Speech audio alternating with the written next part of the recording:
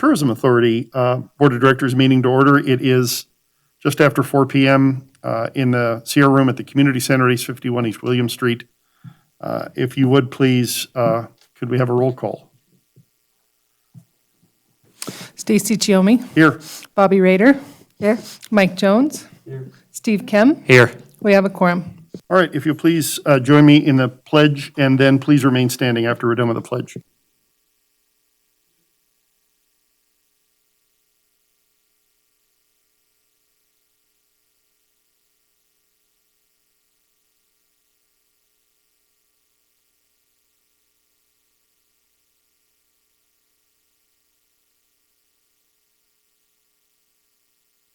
And I think most everyone here is aware that our mayor passed away this weekend, and there was no better supporter of culture and tourism in our community than Bob. So let's observe a moment of silence, please.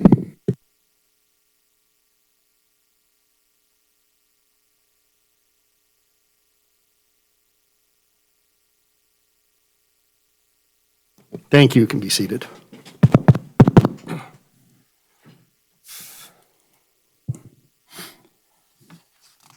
All right, we will next take public comment. If there's, Desi, any public comment on the phone? There is no public comment, Mr. Chair. All right, thank you. And any public comment in the audience? You guys are on the agenda. Okay, seeing none, we will move on. Just sort of as a comment for the record, I want to acknowledge that we obviously have a different board. The way state law is written, the terms of board members expire at the end of a fiscal year. So our previous board essentially termed out, and we have 2 new board members and 1 reappointed board members. My appointment as a Board of Supervisor member lasts for the duration of my tenure, my elected tenure on the Board of Supervisors. So Mike Riggs was reappointed, but because we haven't had a meeting, he was not designated as chairman because of the reappointment. So as the sort of, Mike Jones, sorry, apologize, Mike. Yeah, too many mics. This will be much easier without so many mics. So as the last sort of member standing, I'm running the meeting until we have an election here, which we'll do momentarily. But I want to officially welcome Steve Kem and Bobby Rader. They went through the interview process and were selected by the Board of Supervisors to sit on the Culture and Tourism Authority. So I just want to give them a moment to introduce themselves and say a few words. So we'll start with Bobby. Hello, my name's Bobby Rader. It's an honor for me to serve on this board. I thank you very much. I am new to Carson City. I moved here 3 years ago, and I really want to give back to this community that's given so much to me since I've been here. I'm currently the museum director for the Stewart Indian School Cultural Center Museum out at Stewart Indian School. I've worked in museums for a long time. I've also served on the boards of a lot of different nonprofit organizations, cultural and arts organizations. And I'm very pleased to be here, so thank you so much.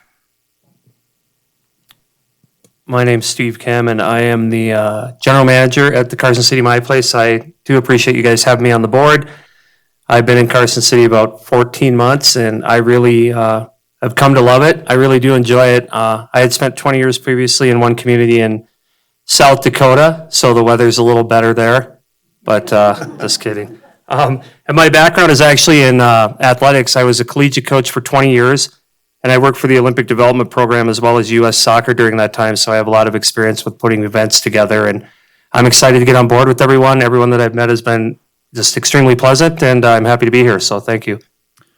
I know when we interviewed candidates, we had a selection of really competent people from the community, and we're excited to have you on the board, and I'm personally excited to have folks that have perspective that they bring from more recent times away from our community. It's always good to get new blood and new input, and so I'm welcoming you both and looking forward to working with you. Thank you both for applying and for serving. All right, let's take the next agenda item, which is approval of our meeting minutes from the August 10th, 2020 board meeting. I would entertain a motion. I move to approve the minutes of the August 10th, 2020 board meetings as presented. All right, I'll go ahead and second it because I know Steve and Bobby weren't there, although they can vote on this, just in case they're uncomfortable. All right, there is a motion and a second. All those in favor of approving the meeting minutes as presented, please say aye. Aye. Anyone opposed? All right, motion carries. Thank you. Next item is adoption of the agenda. David, do we have any changes to the agenda? All right, board members, any changes you'd like to see to the agenda? All right, having seen none, we'll just go ahead and adopt the agenda as published. Next item on the agenda is election of a chairperson and an opportunity for me to stop talking and turn this over to that person. I will nominate from the chair, Mike Jones, to serve as chairperson of the Culture and Tourism Authority. Do I hear a second? I'm pretty sure Mike is probably not going to second himself. I'll second. Okay, Bobby will second. All right, there's a motion and a second to elect Mike Jones as the chairperson. All those in favor, please say aye. Aye. Aye. And anyone opposed? All right, motion carries. Mike, I will turn the virtual gavel over to you. Thank you, Stacy, and I'd like to welcome Bobby and Steve also. Great to have you on the board, and like Stacy said, a different perspective, I think, is going to be very valuable for the board. So let's move on to item 8, for possible action, election of a vice chairperson for the Carson City Culture and Tourism Board of Directors.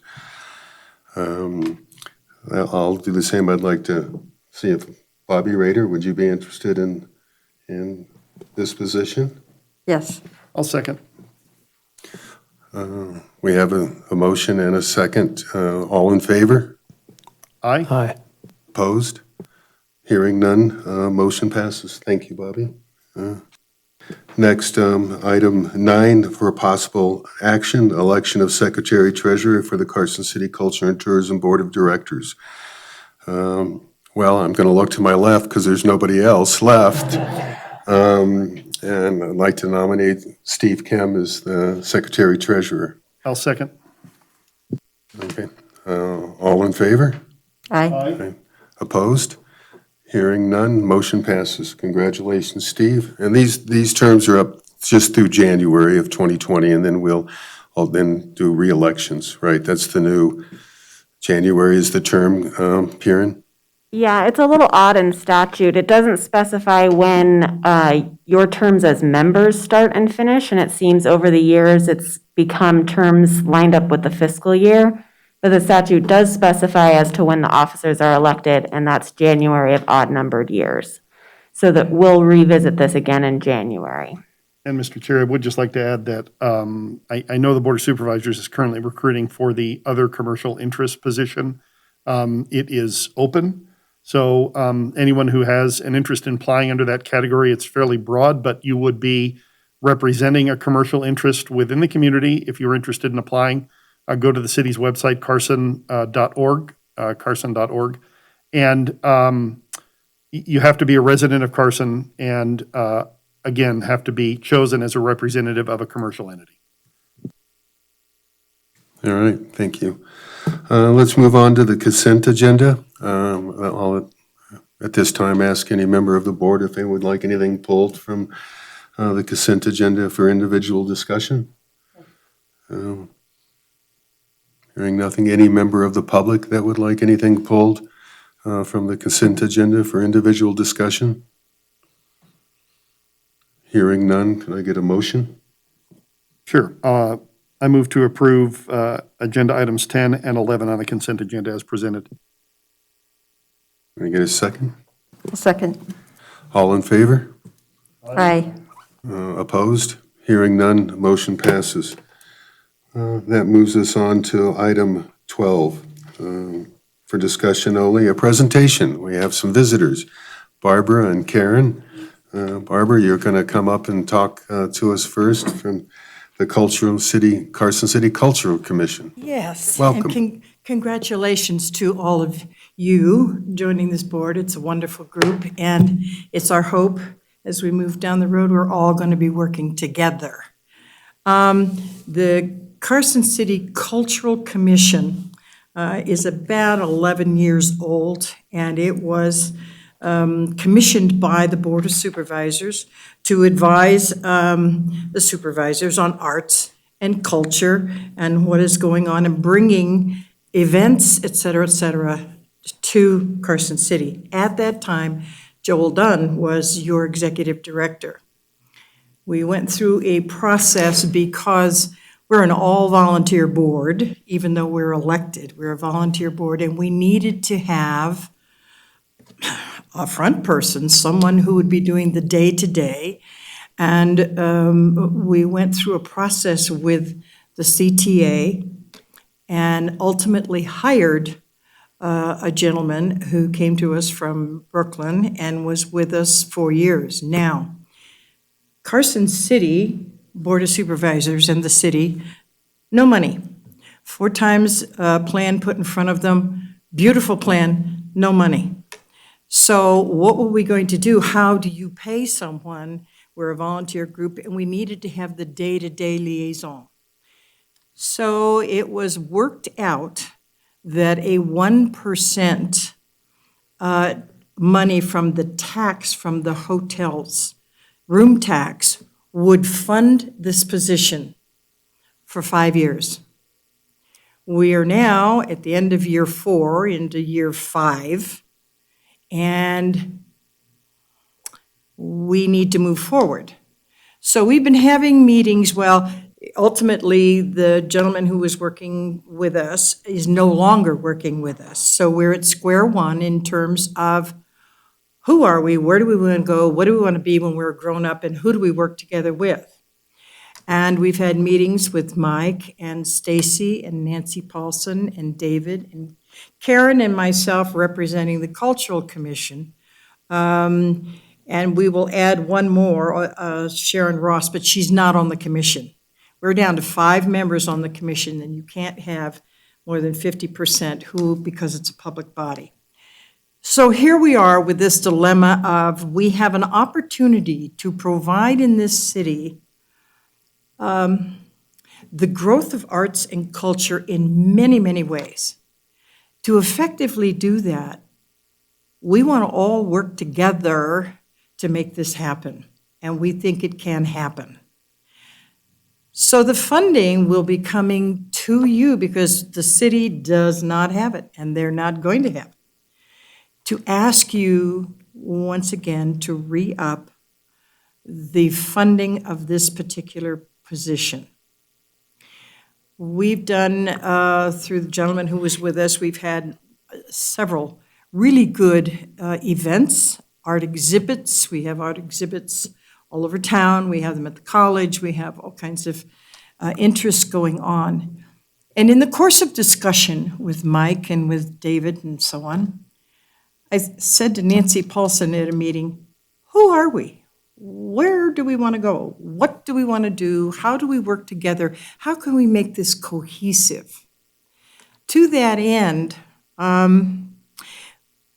we would like to recommend that October, but the date's kind of between the 16th and the 19th, that your board, the Cultural Commission Board, reps from the Board of Supervisors, either sit in here or in the big theater next door, depending. I have no sense of direction, Stacy. But that we sit down and we invite the public, because I've been walking my neighborhood saying, what do you know about arts and culture in town? Nothing. What do we want to have in this town? What do we want to be when we grow up? If the paper can put out an article that says the 20 best places to go in Carson City, and number 1 is Lake Tahoe, something's wrong with that picture.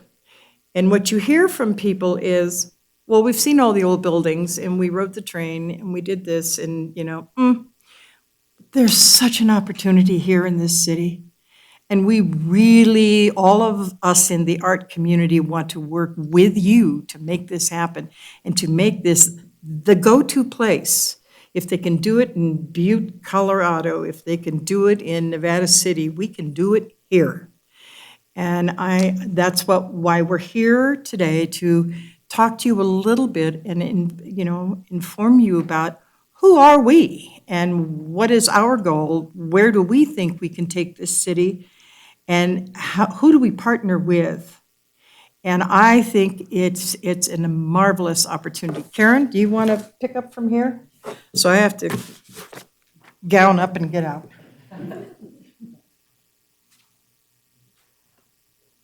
Thank you, Barbara. And welcome. It's good to see new faces and the old faces too. I'm going to pick up where Barb left off because I've been on this cultural commission since its inception. And our goal at that time, there were policies that had to be developed. There was all kinds of things that had to be outlined. Getting an executive director was a big deal to get ourselves moving forward as an agency.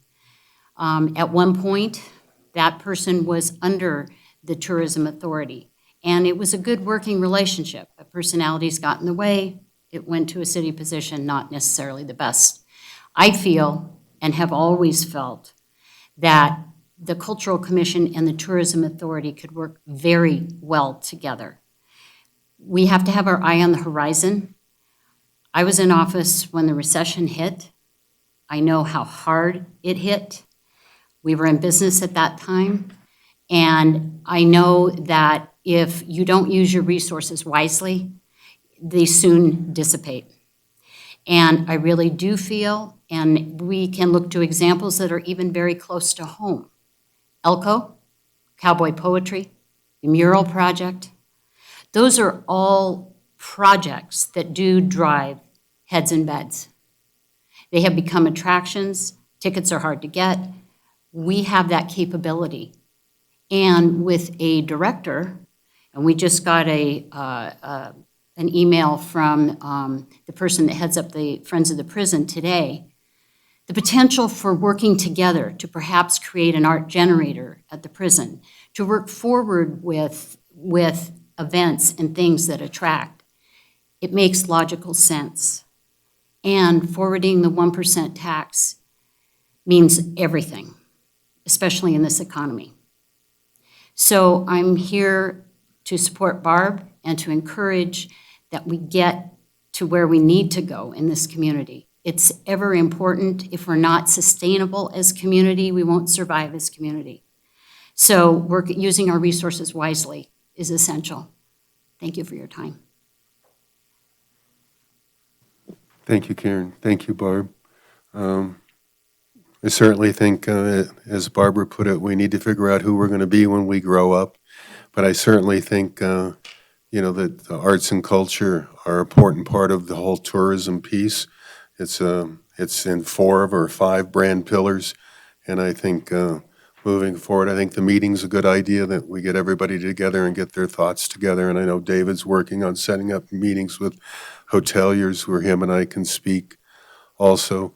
But no, thank you for coming today, and certainly appreciate the thoughts.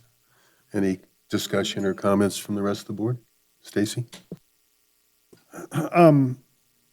David, if I could get some details maybe on where you are with the discussions with hotel operators, maybe a quick update on that.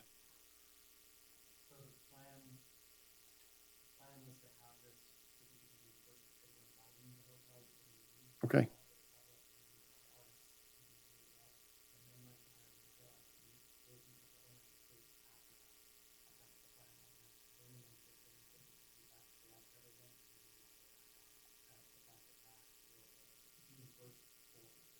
Okay. Yeah, I mean, I think the joint meeting is a good idea. I don't know that we can involve the board. I mean, I think it would be difficult to get 3 governing bodies together. Might be a little nightmarish, actually, but I definitely agree that I I mean, I am the board's representative on the CTA, so, I can't speak for the board because we're a public body that has to make a decision as a 5-member board. But I can certainly bring back, what happened and what discussions were made there. And I think subsequent to that meeting, the best approach would be, in my mind, to have either David or Mike, or maybe David and Mike, make a presentation to the board, the full board, just on what has occurred at that meeting, what input we got, what sort of plan there is, and what direction. And I think that's key. I mean, I think if we have a meeting, we should have a thought about what we want to get out of that meeting, so that we're not just talking at each other, right? And maybe come out of that meeting with an actual plan and some priorities. And clearly, I think the number one priority from the perspective of the arts community is funding the arts and cultural director and everything that goes with that. Personally, and this is just me personally, I think for a lot of reasons that position righteously belongs in the CTA. I think it can create the most synergy there. I think it's almost it's orphaned if you put them with the city. The position doesn't get the attention it needs, doesn't have the support it needs. A city's job is the health, safety, and welfare of the community. And when you put a position like an arts and cultural director against those goals, although they're not unimportant, arts and culture is not unimportant, but it's difficult to sort of get the masses on the city side to grab the importance of that. And so for me, the importance of an arts and cultural director is lost within a city. Maybe if we were a bigger city and we had, more in that venue, but I think it's a perfect match. And I do agree with you that it puts heads in beds. I think the issue has been that the position that was funded has failed to make that connection. And I think the obligation that we have as two boards, if we want that to go forward, is to logically make that connection. I think that's really the charge that we have. So that's my 2 cents worth. You have to come on up, Barb, if you want to comment. Wait till you get up here, because you're really, we want to catch every word. We're hanging on every word, Barb, so we don't want to miss anything. No. We are in total agreement with you. You will not get 1 ounce of us in disagreement. It never should have moved over to the city. Personalities got in the way. They're gone, all of them. So new dawn, new day. We've talked about the position will be with the CTA, but the person will work for the Cultural Commission in terms of events, et cetera, which then frees up David and staff to do the things that they need to do in terms of, bringing people to town. But it'll be a collaborative relationship, and we really look forward to this. It should have never moved. It did. It's done. Move on. And I think we are all in the same feeling, and I know the city manager and Stacy, we're all together in agreement. So hopefully we're going to move on to new dawn and new day and look forward to the combined meeting. And even if it's only one other supervisor beside yourself, fine. It doesn't need to be the whole board. But at least in Nancy or something, we need to hear from the Carson City community, what do you want? And we'll go from there. Well, I think one more comment. The charge is on us to see that what happened before doesn't happen again. And that's, we all own a piece of that. And so we just have to commit to each other that we need to not let that happen again. Well, Stacy, the new RFP will say, plays well with others. Yeah, very good.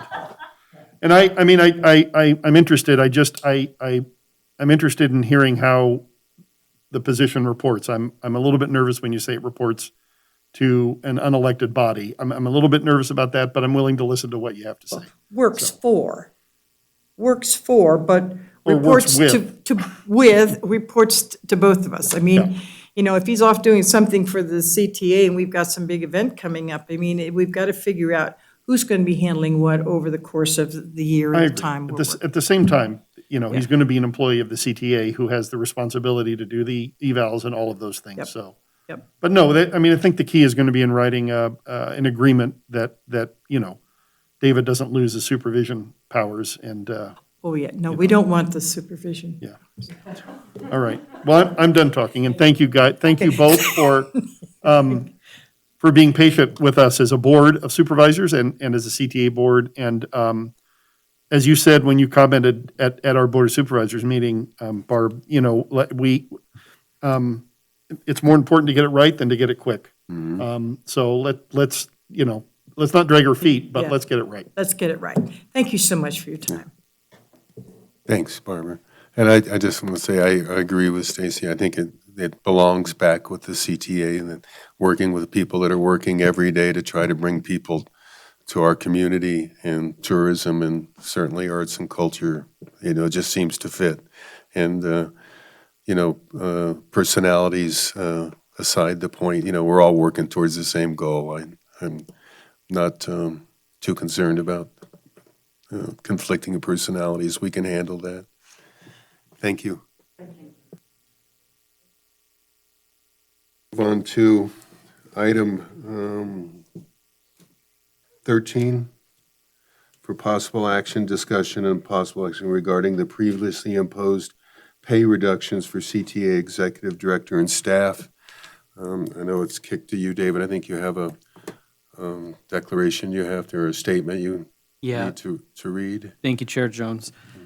Pursuant to NRS 281A.420, it requires me to make a disclosure when acting upon any matter in which I have a significant pecuniary interest. My current employment as the Executive Director of the Carson City Culture and Tourism Authority is under the control and the discretion of the CTA Board. As such, any decision by the CTA Board to change the salaries of CTA employees may directly affect my pecuniary interests. I do not have a vote on CTA Board matters, but I will make this disclosure for full transparency. I think I'd give a little background to this for the new board members. You know, in May, in the middle of the pandemic and the shutdown, David and I put projections together for revenue from the TOT, and we had a pretty bleak outlook at the time. And the decision to reduce staff pay, although at the time seemed to make sense, you know, luckily my crystal ball was pretty cloudy, and our projections are off, and we're doing much better than we thought we would during that time. I know the staff has had to bear the hardship of this and has not stopped working as hard as they ever did, probably harder than they did when everything was normal than we are now. So I think it's the right thing to do, and it's time that we lift those restrictions and those reductions in pay. But I'm open to discussion from other board members. I'd just like to say that I think it was a really admirable move to make, respecting the staff and their time and not firing people or furloughing people, but really keeping them on. And so I really appreciate everything that Visit Carson has done in the meantime with these staff reductions, and I fully support reinstating their salaries to their full amounts. Thank you, Bobby. Any comments from the board? If I could get a motion?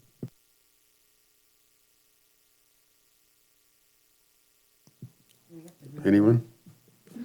Yeah. It's right here. Right here, Bobby.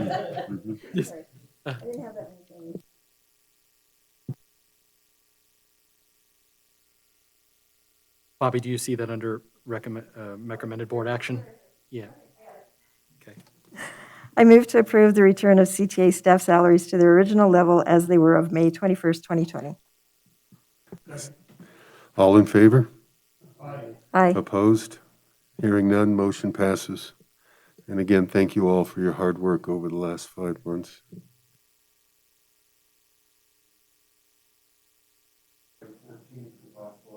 for item 14, possible action and discussion regarding the term of the Carson City Off-Road Host Community Agreement dated January 6, 2016 between the Mountain Bike America LLC and the Carson City Culture and Tourism Authority in Carson City.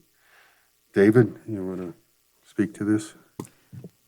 Yeah, so the long and short, Chair Jones and fellow CTA board members, we want to be able to move forward and work on negotiating a new agreement between Epic, ourselves, and then the city, of course. So this is a sort of a technical or a legal thing that we have to do in order to terminate the existing contract, in order to allow us to move forward and try and negotiate a new contract. Otherwise, Epic Rides is on the hook to still produce a fifth and final event pursuant to the current contract. So what you all are doing is authorizing me to put that termination letter forward to Epic, long and short, as far as what we're asking for today. I was just going to ask, have you, is Epic aware that we're taking this action, or potentially, do we know? We haven't taken any action because we want board authorization before anything was Right, done. I get that. There Well, let were- me re-ask this. Okay. Is he aware that we're contemplating taking this action? From me directly, no. Okay. I don't know that matters to my decision, I was just curious. Actually, just full transparency, I have not had any communication with Todd since he refunded half of the cost for the fifth event that should have taken place in June. No communication after that point, so. I think am I correct? This is merely a mechanism that we have to trigger so we can move forward with a possible renegotiation of the contract? That's right. So because the fifth event wasn't able to go forward because of an act of God, because of COVID, there's still that fifth event lingering. So the contract hasn't been completed by either party because that fifth event hasn't been held. So the idea here is, in order for us to negotiate any contracts, multi-year contracts moving forward, it's easiest to terminate the current contract so we have a clean slate. Any other questions, concerns from the board? And if we could get a motion? I'll do it. I move to authorize David Peterson as Executive Director to terminate the Carson City Off-Road Community Agreement. Can I get a second? Second. All in favor? Aye. Opposed? Hearing none, motion passes. Now on to item 15 for possible action discussion regarding the ratification of official action taken by the Carson City Culture and Tourism Authority Board of Directors at the August 10th, 2020 meeting. I think I'm going to need some help with this one, Karen, because I'm not quite sure. I get it, but we're Sure, so ratifying the meeting. Supervisor Giommi set it up pretty well at the beginning of the meeting, in fact. So the terms of the previous board members expired at the end of July. The newly appointed members were appointed at the Board of Supervisors meeting in August. But prior to that meeting, CTA did meet and hold a meeting in August after the expiration of the former board members' terms. Because those terms were expired, there wasn't a quorum under the open meeting law. So this action on the agenda at this meeting is a corrective action to course correct and ratify the actions taken at that August meeting now that we do have a quorum. Any questions from the board? Can I get a, Yeah, I got it. I move to approve the ratification of the official action taken by the Carson City Culture and Tourism Authority Board at the August 10, 2020 meeting. I get a second? Second? All in favor? Aye. Opposed? Hearing none, motion passes. That brings us on to the monthly non-action items and presentation for discussion only. Executive Director report, David? Thank you, Chair Jones. I've just got 4 items in my Executive Director report for this month. The first order of business is to introduce Mr. Zach Bragdon, who just started at the end of August. 2 weeks he's been on the job as our new multimedia content coordinator. He's fully hit the ground running. This guy has been shooting video, pictures at multiple locations throughout Carson City. You'll see a little bit of his work a little bit later during Lydia's marketing presentation, but I just wanted to give Zach a minute to introduce himself to the board. But he has been fantastic, let me tell you that right now. So super, super excited to have him on board. Maybe not as excited as Lydia, but you can't tell about her excitement behind the mask. But with that, Zach, if you just want to say a couple words about yourself, that'd be fantastic. Well, it's a pleasure meeting everyone, and it's an honor to be a part of this group. And I'm, like you said, hitting the ground running, and really hope I can add something to the community and help get those heads in beds, as you guys said. I really like that. If there's anything anyone ever needs from me or has any ideas about video or content to produce to the public, please let me know. I'm new to the area, so I'm getting acquainted with Carson City. And it's going great so far, and I really like it. And thank you all for having me. Welcome, Zach. Thank you very much, Zach.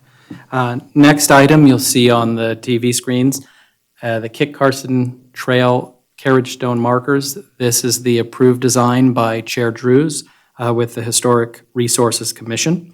So we actually have 5 markers that have been made by Prison Industries. So again, it's a collaboration with the Silver State Industries Group, Prison Industries over there. 43 to go, so our total trail is going to be 48 markers in total. I will work with the chair of the Historic Resources Commission and then Public Works to work on the installation of the markers and the placement. We've decided after having a meeting out at the correctional facility that we are going to anchor them in concrete with rebar, just to ensure that they don't walk off in the middle of the night. So I'm excited to see what that's going to look like. And the plan of attack right now is to have all of the markers installed before the Christmas holiday and working with the Public Works schedule. So they will get to them as they can in October, or September and October, and then we'll kind of really put the hammer down as far as getting them installed, however many that looks like per week. But huge thanks again, to Public Works, to the city, Lee and his team, and then the folks at the Carson City Historical Society have been wonderful in helping us get the names correct, the dates, the descriptions, and just working with us on this whole project. So hopefully everybody likes what you see on the TV. I'm really excited about this particular setup and the look and the feel and kind of keeping with the culture and the history of Carson City. So if anybody has any questions, I'm happy to answer anything about it. A quick one. So the dates are the dates of the building that, right? So Correct. they'll match. Yes, yeah. Okay. And that was actually, an ad Mr. Block had suggested if we could put the date on. No, I like that. That would That's be a great. good thing. So, yeah, and you'll kind of see too with the stars, we've incorporated from the original medallions, the stars. And again, give credit to the team for thinking that through and Lydia and the staff integrating. And then you see that's a number 1, so that's the first stop. So each marker will correspond with the stops 1 through 48 on the new map, which I think is great as well. So we've retooled the walking tour, and then if you reverse engineer it, you can do it by car in the exact opposite way. So That's what I was going to ask you. Are we, so the accompanying pamphlet and materials we're good with that? Just we are. The last, and Lydia, if you want to add something, the last step was to actually have an image of the final approved marker so we can put that on the brochure itself, and then it'll be on the website. On the website, we'll do a little bit more history behind the carriage stones and what they meant with the horse and buggy. And we can't fit it on, unfortunately, the printed piece, but we at least will acknowledge, here's what you want to look for. The 48 markers look like this, and it'll be on the printed piece. So that's the last step, which we're hopefully going to finish this Friday, and then we'll work through the printing. And again, thanks to Stacy for helping us with our ACC money to print those new brochures and obviously to pay for the markers as well. maybe in the spring, we can hold an event where we have hosted trip around the 48 Yeah, markers. well, yes, I agree with you, and we still may do something through Ronnie with the chamber, do a ribbon cutting, but we just talked about this morning, and I think we'd like to actually have them in place. That way it's, and I give Lydia credit for this, she said, well, we could have 5 in place, put them up front at Andy Fantz at the Abraham Curry House, but then we don't have the rest of them in No, the it's good to have ground, them all in right? place, I So, agree. yeah. So we do want to do that. We'll get some great press out of it as well. I know Channel 2 News is interested in doing a story this fall on actually putting the markers in. So I'll get some concrete on my fingers and hands and everything, make it look like I'm working hard. So, yeah. That's a great idea, and we'll continue to move forward with it. So, but I'm excited that we finally have the design approved and we've been able to move forward now. Any other questions on, okay? Is that in place now? Or is it still? Yeah. That was staged. Lydia and Zach went over with the two-wheeler, and Zach had Lydia lift it off and put it in place, and then he took a picture, and yeah, so, yeah. I'm not sure exactly how it's going to look. I met with Rick and Justin. It's going to kind of be different, right, depending on where in the planter strips we can position them relative to the house, but we're going to do our best working with Public Works to get each of these installed, because I know it's a little different, unique, depending on where we're at over on the historic west side. All right. Okay. Moving on, so last month I mentioned that we partnered with a city and Prison Industries to distribute, produce and then distribute hand sanitizer bottles, the small bottles, and then we also had those 10-ounce pumper bottles. So I'm happy to say, and Linda did an amazing job, and actually this is a great onboarding exercise for Zach because he got a chance to meet the restaurateurs, the hotel properties, the different museum people throughout Carson City. But I just want to give you the numbers just so you have an idea. 2,126 bottles were distributed to the different lodging properties in Carson City earlier this month. 5,078 bottles were distributed to restaurants. And then 2,929 bottles were distributed to museums, golf courses, galleries, sort of the miscellaneous catch-all group. So in total, 10,133 bottles were distributed by the team and very well received. In fact, some people said, geez, this is great, but it's only going to last us a month. So after having heard that from several of our tourism businesses, I talked with Nancy and Stephanie, and they were kind enough to allow a reorder with the CARES Act money. So we did another 10,000, so we're working with Prison Industries on that, plus another, I think it's 140 or 150 of the 10-ounce pumper bottles. So very excited. Hats off to our businesses for keeping their employees and our visitors safe when they come into our tourism businesses. So just a brief update on all things hand sanitizer. The last thing I'll just mention, reiterate what Barb said with the joint meeting. So we are trying to work on getting that meeting to take place in October. It's dependent upon the AV being installed over in the theater. So I'm going to talk with the IT team later this week and see where that's at schedule-wise, because I think they're trying to do it for the first Board of Supervisors meeting, but it may be the second meeting depending on how well that installation process goes. But the plan is to hopefully hold it in the middle of October if all goes well, but we're dependent upon the AV because we do want to allow the public to come in, and even if we have to rotate 35 people or whatever at a time to make public comment or do whatever, and then I'm told that we can have people on the phone as well. So we're going to do our best under the COVID and 50-person cap that we can for next month. So with that, I'm happy to answer any questions that the board may have. I have a question. How will that meeting be managed? Will someone be coordinating that meeting, trying to help drive the actions or set up priorities? Yes, so Nancy Paulson and/or Stephanie are actually running. So Nancy's the city manager, and then Stephanie is her deputy. They're actually going to do the coordination of the meeting itself. Yeah, but we're working together, of course, with Barb and Karen in terms of the agenda and how that'll look and what it'll read. But yeah, it's going to be handled by Nancy because it's still underneath the city's purview. So Okay, that's what I have been told.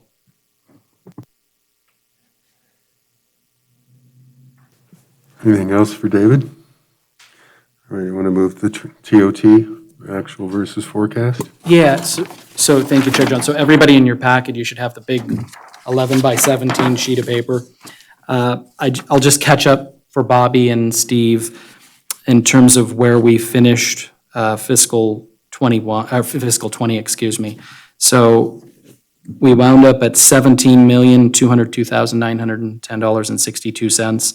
Again, as the chair mentioned, that was better than our projection back on May 11th when we actually put our budget together for taxation.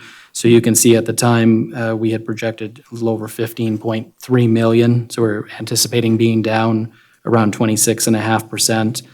Final, well, I should say tentative final until we get through the audit, we were down 17.62% for FY20 as compared to FY19.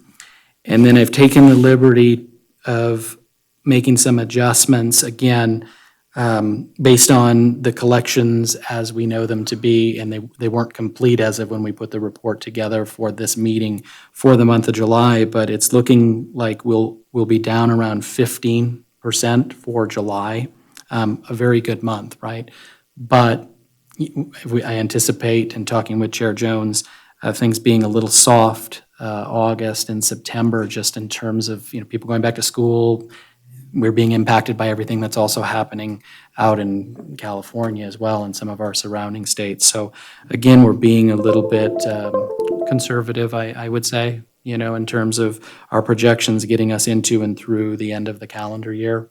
But right now, this is kind of where things look. And so I've got us projected today for fiscal '21 to be about 4.7%, if you round that off, ahead of FY20 actual. So that's just a quick update. And the chair and I, we talk every week, about projections and what he knows from his side. And of course, I'm reaching out to our other hotel partners as well and having conversations with them about where they, right now, today, see September, October, and then even if they can kind of give me an idea of what the bookings look like for November and December as well. So that's a brief update on our actual versus the forecast. So I can answer any questions if you would like. It just, both to the chair and David, I assume you'll keep on this, and so we can adjust quickly as we need to, because I think, as Karen said, I was a city employee when we had to make reductions, and one of the reasons that we as a city were able to maintain our service levels without significant reduction is because we were out in front of things, and I can't emphasize enough that being conservative is better. We did it once at the beginning of May by doing the salary reduction, but I just want to make sure that from my perspective, we continue that.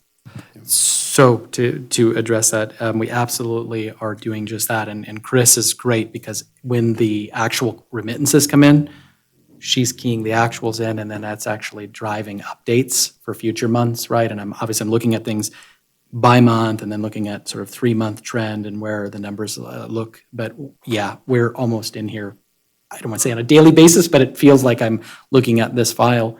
And then in terms of the collections as they come in, I'm using those to make the updates to the forecast as we kind of look forward. Right. So I yeah. appreciate your No, efforts, because I think it's critical to our success, and you guys are critical to doing that. So No, agreed. And it's also what's driving too what we're doing on the expenditure side, right? So right now, even as we've been recognizing some savings in the events and sales side and the marketing side by things not happening, we're not just simply reallocating those dollars internally. So I want to get through the fall and at least get through December and really see where we're at. So collections may come in a little bit ahead, but then we've had some expenditures that we are not having to incur.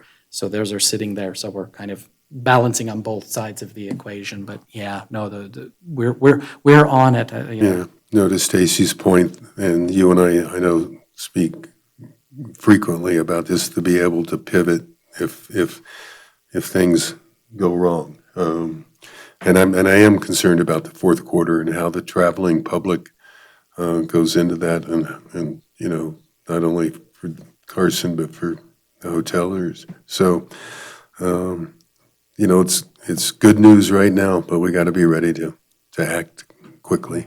And Chair and Stacy, can I just add? So the plan is at the October board meeting, and not to get ahead on the agenda, but just since we're talking about the fourth quarter and visitor sentiment and where people are at in terms of their trip planning, we are going to have, hopefully, fingers crossed, we're going to have Aaron Francis Cummings from Destination Analyst, who we sit on a call every Tuesday, and it's about visitor sentiment. It's about travel and when people anticipate and plan to travel moving forward over the course of the winter, spring, all the way through 2021. So my hope is to have her, because we've had to boot her a couple of times just because of the length of the agenda. I'm hoping to have her come in for the October meeting and do a presentation, because we're using this information as well. So we have actual data, and then we're modeling a little bit internally. But it's also good to have some of that outside third-party research as well to help guide us and to understand nationally and then regionally in the Western U.S. what does travel look like. So hopefully, fingers crossed, we will be able to coordinate and have her present on the WebEx for the October meeting as well. Any other questions for David? Okay, we move on. Events?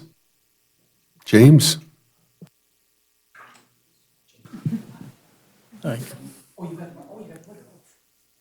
We got this.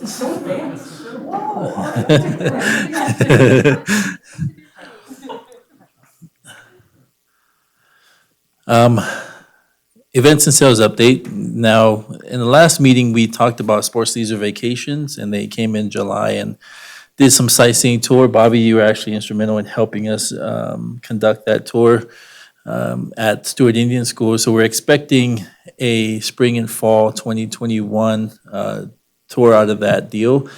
But before that happens, I received a phone call from him a couple of weeks ago letting me know that they're doing a highway tour at the end of September, beginning of October on Highway 50. And based off of the route they're doing, they have to stay in Fallon in terms of that's how their drive time kind of puts them there.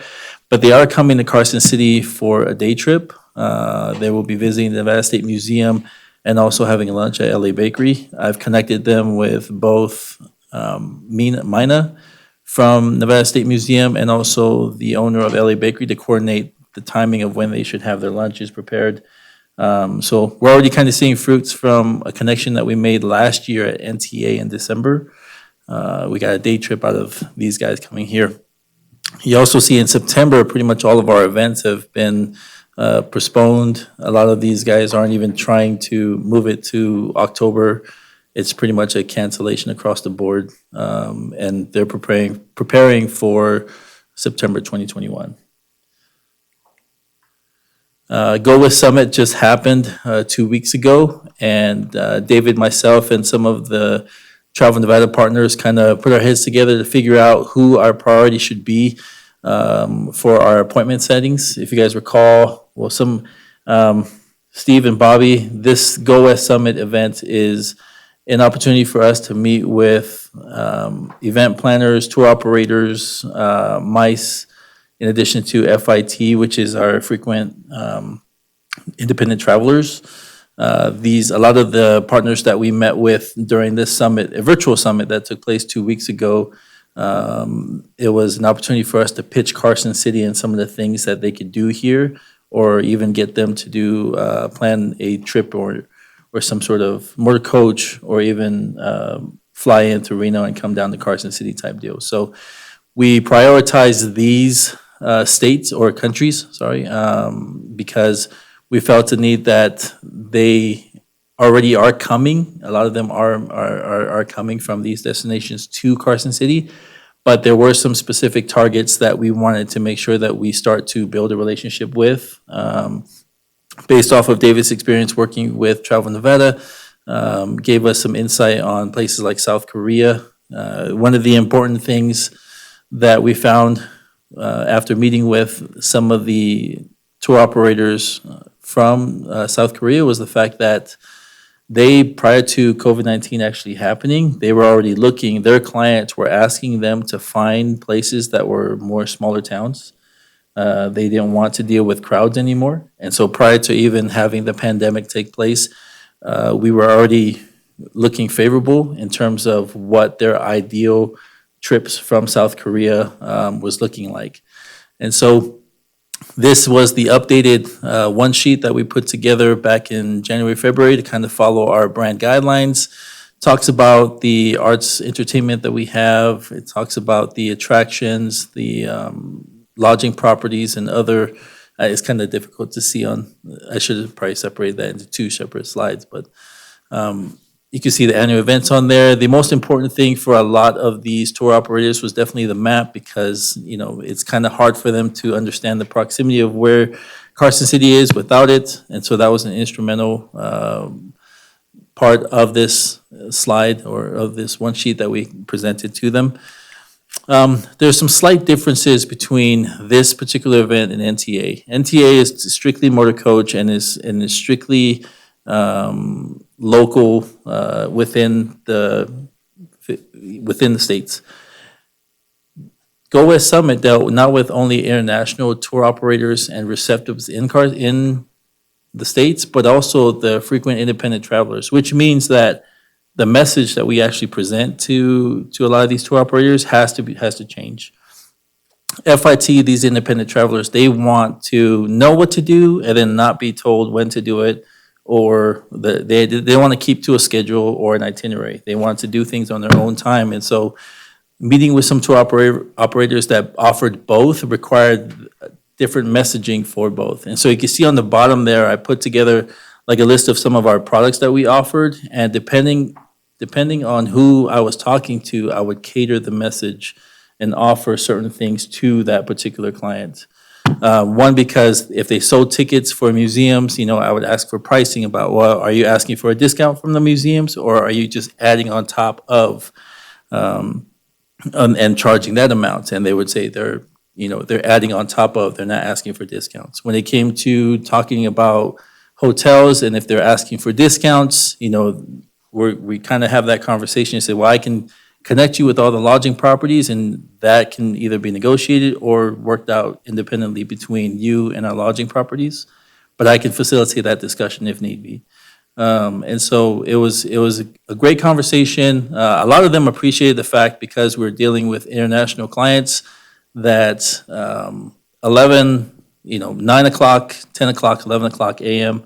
for them is roughly 9 o'clock at night for us. And so, I had meetings ranging from 10 p.m. to 2:30 a.m. in the morning, or between 11 a.m. to 2 p.m. in the afternoon. But a lot of the connections, they were really, really appreciative of the fact that we were able to accommodate their time zone and to meet with them. So the follow-up has been ongoing. We've been sending information over to the list of, there was 27 appointments that we set. 2 appointments, or 2 people that we were actually targeting weren't able to meet with us because their schedule was already full. However, they did ask for information, and after sending them a few slides and a couple of emails, they are going to try to put some itineraries together. So we were able to make some connections without ever actually meeting. So I think that's a very important thing for us. Another thing that I talked to David about this is, because Go West Summit, the way that these businesses are operating and doing things, unless we are constantly tracking their website and looking to see if that the events that they're curating, sometimes they'll plan things and never let us know.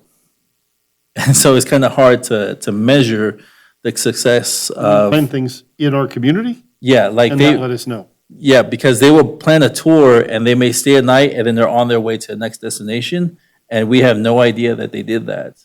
The only way that we can actually find that out is if we go to their website and see their itineraries and their plans. And that's when we can say, okay. And we found that out because there's actually an NTA client that we met with from Arizona, who I wanted to follow up with at this summit.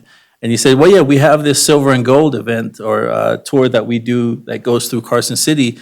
And I asked, so you guys are staying overnight in Carson City? And he said, yes. And it's like, well, how come you didn't tell us this last, in recent months? And so it's one of those deals where for us, in order for us to measure the success, we have to try and keep track and hopefully build a relationship to where they can just let us know ahead of time, like, hey, we booked a tour.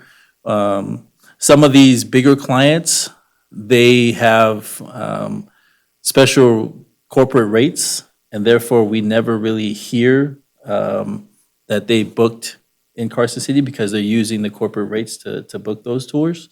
So that makes it a challenge for us to measure. But I think the best way for us to measure is to build that relationship, hopefully they give us feedback that they are booking these tours, kind of like Sports Leisure Vacations has given us, in addition to checking their website to see what kind of tours they're curating. We're looking mostly for year 2021, 2022. James, can I just jump in real quick? And I want to thank James because, yeah, he did work an inverted schedule for like 6 nights in a row, starting 10 o'clock at night, working all the way through 4 or 5 in the morning, getting back up, flipping the script for some of the other appointments. And James is right. So, I mean, this is the long game that we're playing, right? So we're really looking with most of these companies in terms of product development, getting in the pipeline is for calendar 22, calendar 2023, and calendar 2024. But that takes place right now, right? As far as being top of mind with these particular group tour folks, the fit folks, as well as the motor coach operators. So again, this is long-term planning that we need to do now, for 2 and 3 years down the road. So that's strategically, that's why we're still continuing, even though these are virtual appointments, why we're continuing to move forward on the sales side of things. Is just to be top of mind with these folks when they do decide to come back, do tours, hopefully include Carson City 2022, 2023, and beyond. Upcoming event in November, this is year 2 for us, attending NTA Treks, November 17th through the 19th. Appointments open up next month for us to start scheduling appointments to do a virtual tour, virtual conference with hopefully some new partners that we're able to build a relationship with. So that's something to look forward to. And then another one, this is our first go-ahead. This is ABA Marketplace. This is another motor coach conference, but it's, from what I hear, much bigger than NTA and Trex. Now, word on the street is they are planning on still conducting a conference in person in January. They're pushing really hard for that, and if they make any changes, it would be to move the conference to a summertime, but still have in-person conference. So we're looking forward to that too. I'll talk more in detail about this one probably sometime in November or a December board meeting. Questions? No, great job. I thought the Go West Summit, the presentation was, perfect, what you wanted, one pager that they can, they don't want to be bogged down with, lots of detail. They can quickly glance and see what they had to do. And I think I mentioned last meeting, it's a tough time to be a sales and a meeting planner right now. Yeah. But David's absolutely right. We're focusing, the contacts you make today will bear fruit in 22 and 23. So thank you. And especially working late nights, you probably had to tell your wife you were talking to Jake from State Farm at 2:30 in the morning. Maybe it'll help pay some bills, as I should tell them. So thank you. Lydia, marketing update? All right. We'll jump right in. I have a lot of show and tell today, so I'm going to stay down here to go over quite a few points. And to start, this is kind of the list of what we're going to go over today. We'll start with the PR report, go over all of our digital efforts, show you the updated small visitor guide brochure, some more show and tell of the Jeff Dow shoot, including the drone footage that we just got back, some from Stewart Indian School, which are beautiful. We had the rail bikes photo shoot that was rescheduled for September 21st, but it's looking quite unlikely at this point. So that's just kind of up in the air. And then we've already introduced Zach, but I do have a wonderful video that he completed actually for Stewart. That's not 100% yet, but it's about 99% of the way, and wanted to just show you some of his work that he's been doing over the last 2 weeks, which is incredible. And I'm really excited to have him on the team. So let's start with our PR report. Much of our PR in August was the Rail Bikes launch. And that was quite a launch, and I have to commend Chrissy Yabu for that, because she really brought in a great media team to really spread the word well, and to thank Dave for doing some great interviews with a couple of local Reno news stations. So for August, we received a 4,700 reach, unique visitors per month of 594,000, and a publicity value of $161, which is quite low this month just due to that was a lot of local press that we've gotten. So normally when we're in a larger media outlet that's more global, then we usually see that publicity value skyrocket quite a bit into the thousands. And so one of these TV interviews I will show you today in Dave's animated nature, which I hope works. Maybe. All right, we might have to do it through YouTube. So bear with me here.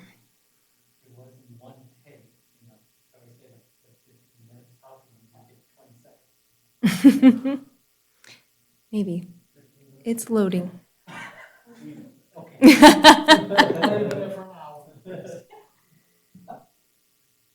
I seem to be a little frozen, so.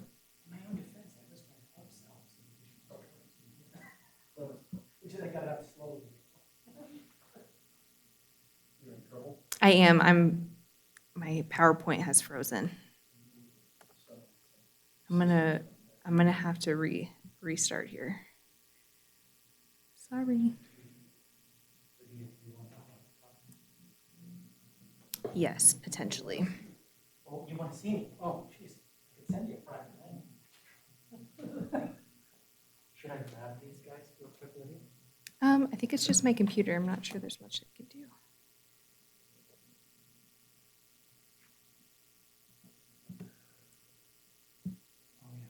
Sorry, this is a first. And it's not my Surface. Normally Dave has all the computer issues. Dell. Let me know if you want me to grab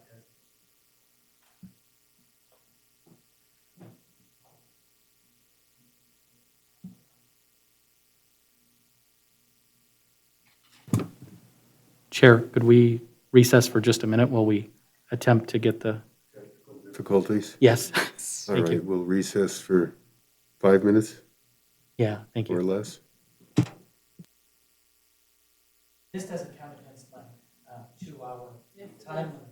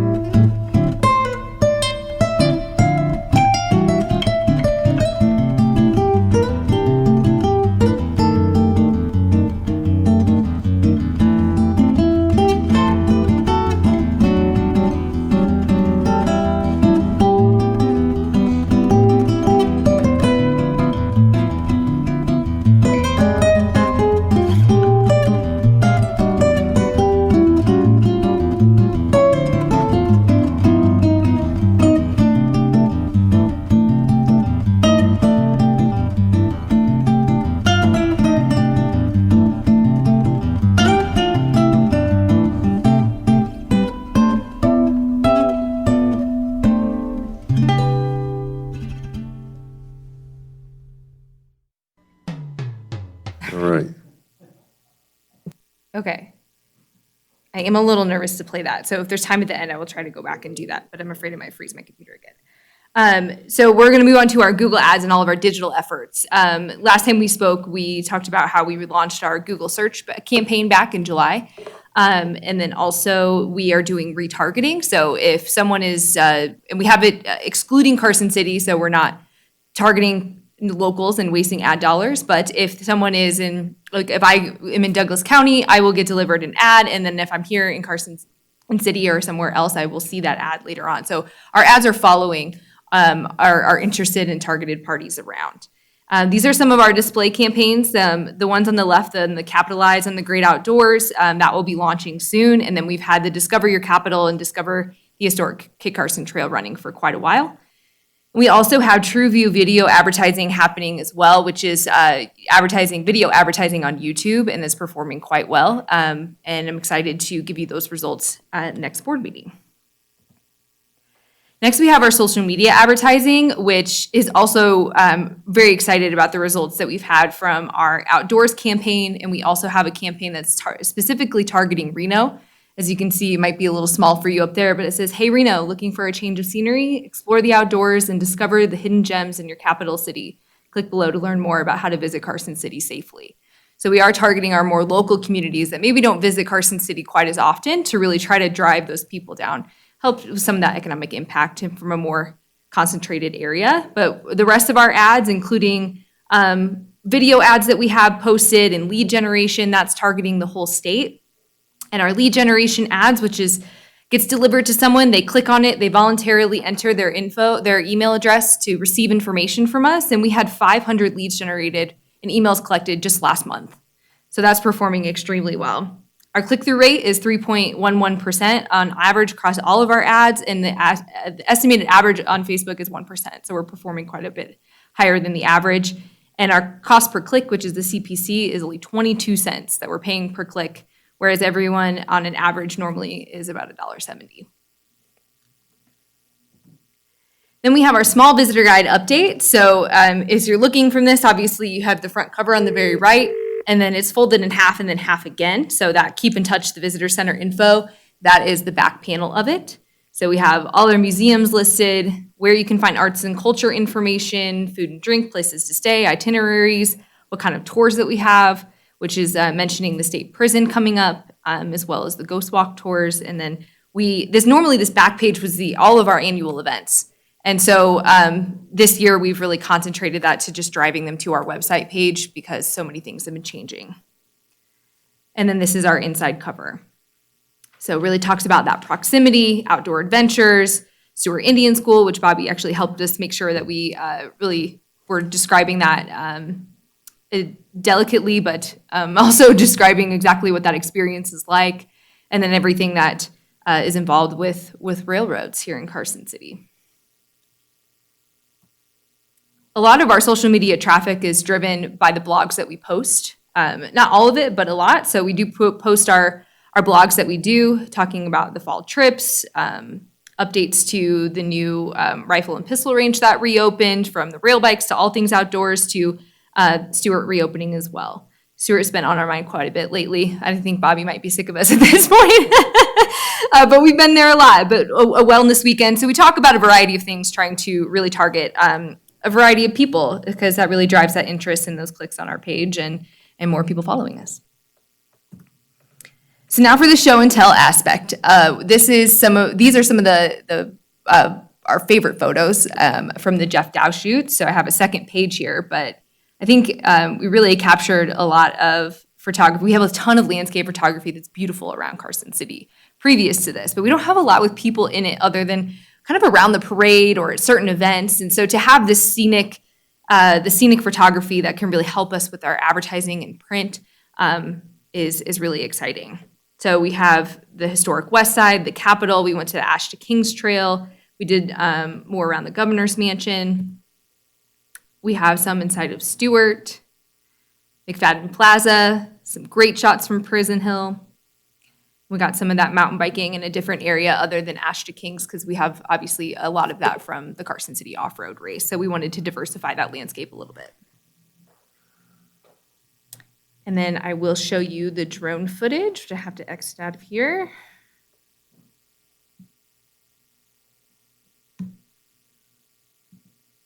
And some of this is not edited yet, so this is more of kind of some of the raw footage that we've gotten from them. So some of that haze can be edited out.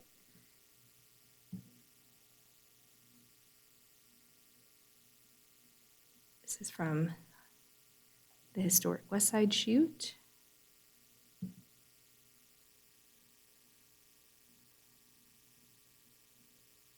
Got some great pictures in front of the Bliss Mansion.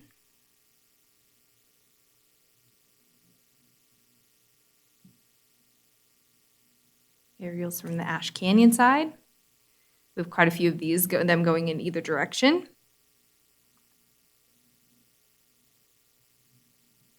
And a huge thank you to all the people that came out and modeled for us.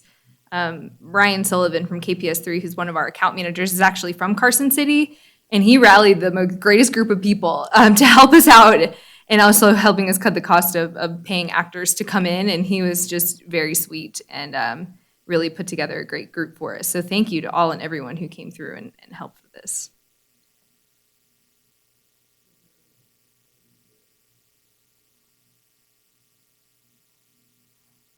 We have a lot. We have obviously quite a bit more than this, but these were some from just kind of every location.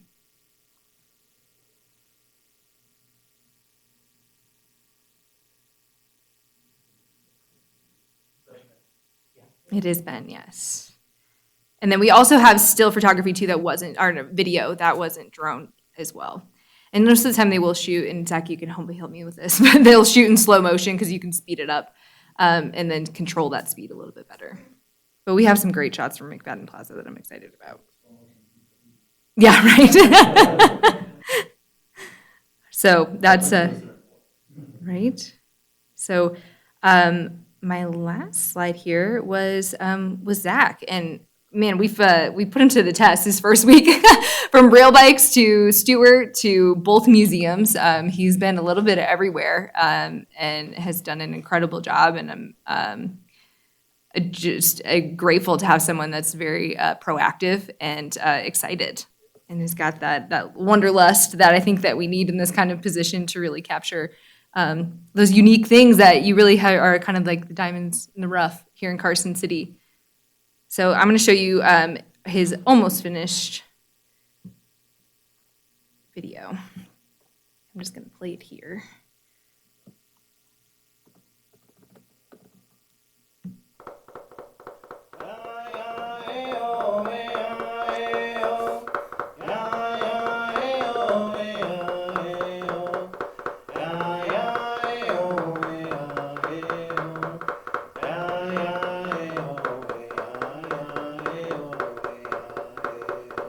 Welcome to the Stewart Indian School Cultural Center and Museum. The Stewart Indian School Cultural Center and Museum is dedicated to the memories of the first Stewart students from the Great Basin tribes in 1890 and all the students and all their families who were impacted by the Stewart experience. The mission of the Stewart Indian School Cultural Center and Museum is to tell the stories of the thousands of American Indian children from Western tribes who were educated at Stewart. These stories tell of the complex past that challenged and changed the course of generations of these children. These countless stories of hardship, resilience, strength, and triumph are at the core of the current efforts to preserve the Stewart campus and are illustrated in the exhibits at the museum.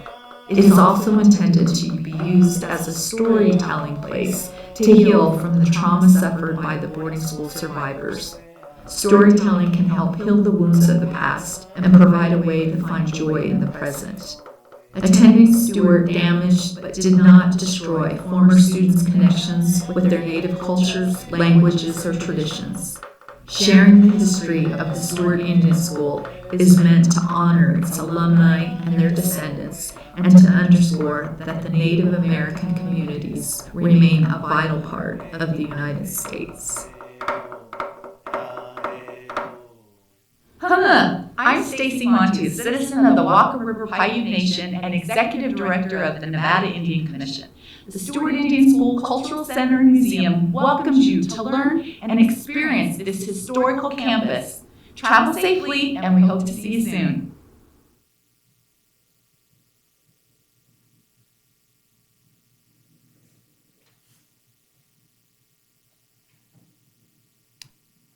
All right. So I think he just did an awesome job with that, and thank you to Stacy and Bobby who really helped us, put that together. And that was his first project. I was like, let's go to Stewart.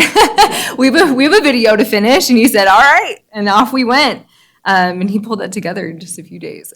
So I think that's just a testament to some of the things that we're going to be seeing from Zach and from Visit Carson City. And I think we're going to have a really great digital presence because we're really going to have a strong video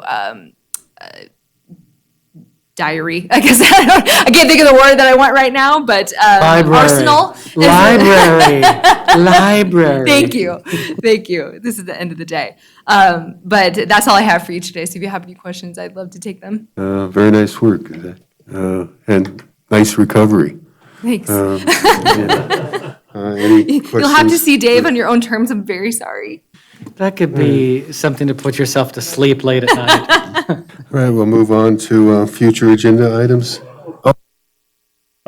Do we, with all the drone footage and the value of drone footage, have we thought about getting our own and acquiring We have. one and? Yes.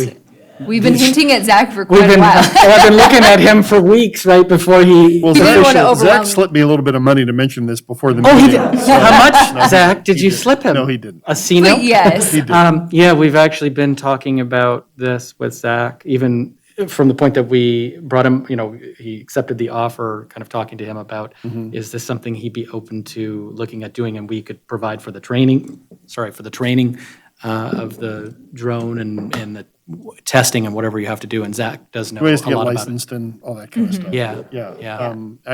Yeah. Yeah. It's clear from the drone footage that we've bought, the value of that, and Agreed. we're not even doing events yet. And you think about like the Nevada Day Parade and some of the other events that we have where talk about building a video library, where that would be invaluable. I know the city has, several departments have them and licensed pilots and whatnot. And, I don't think it's that cost prohibitive. I agree. Zach, do you want to add anything about just your knowledge of that process real quick for the board? It's something that I could definitely learn, and I think it would, have a lot of value for us, especially being able to be nimble and go out real quick and get the shots that we needed instead of hiring out.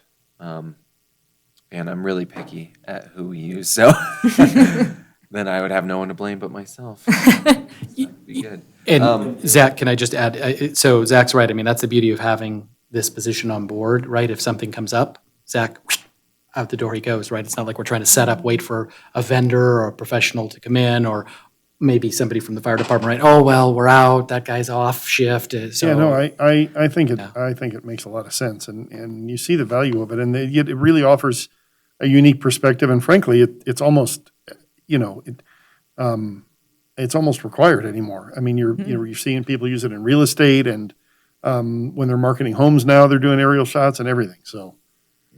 Yeah, I think the CTA is the perfect spot for a video library. That's where it should be, highlighting our events. We're on it. Lydia hears you loud and clear. We Agreed. we Yes, will I do. pursue this, yeah. Thank you. I'd like to say one thing. I think the drone footage is fantastic, and I can see that that's something that your office could use. I mean, it's such a beautiful place. How could you not highlight the scenery around here? But I also want to just thank Lydia and Zach and Dave for their patience in working with us. The story at Stewart is very complicated, and as Lydia said, it's delicate. It's a hard story to tell. It's very emotional for people, and I just want to thank you guys for being patient with us and listening to our suggestions and wanting course. to work with us closely, because I really appreciate that. Looks beautiful. Thank you for your input. We thank you too, so thank you. Just one more thing on those photographs. I mean, I think that to me is one of the biggest changes that we've had in the CTA. If I had to pinpoint one thing that makes that really sells Carson City is the professional photography and the level of graphics and those photo libraries that we have. Taking a picture with this just doesn't cut it. And we have such a beautiful community, and it sells itself if you just professionally show it off, So kudos to you guys for doing that in the right light. And we keep it so authentic, I think, too, from a visitor perspective. We're not mocking, or doing any extra work around the pictures. So to your point, we go out, we take the picture. That's what you see when you come here as a visitor, right? It's not like we're trying to change something in the InDesign program or whatever after the fact. So, I agree. Content is king, and having the images and the video is really what's put us, I think, on the map again with people. And the one thing I would add too, real quick, a lot of what you're seeing today, it's not just for consumer, right? So for leisure travelers, we're going to work, James, right, on the sales side of things, right? Repurpose some of these videos and some of these images, what makes sense for different markets, right? Whether that's motor coach or group and by country. So I think that's another cool opportunity that we have as well. So we can repurpose the video, cut it a little differently, right? And make it work for I the mean, sales side. that's the point of having a photo and video library, is you use it as you see fit, and it's cut and paste and interchangeable. Yeah. Thank you for your time. Any other questions? Thanks, Lydia. Item E, future agenda items, requests from the board members. Any future requests or items that anyone would like to see at the next board meeting? No? Well, our next meeting will be October 12th, 4 p.m., right here in the Sierra Room. Move on to item 17, board comments or announcements. Anyone have any announcements or comments they'd like to make, other than welcome again to our 2 new members, and thank you again for your service.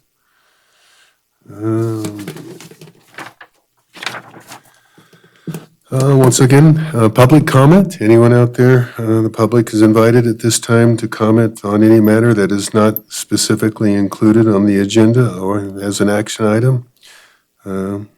Anyone out there? There is no public comment, Mr. Chair. Okay. Our last item is to adjourn. I have a motion? Make a motion. We're I'll make a motion adjourned. to adjourn.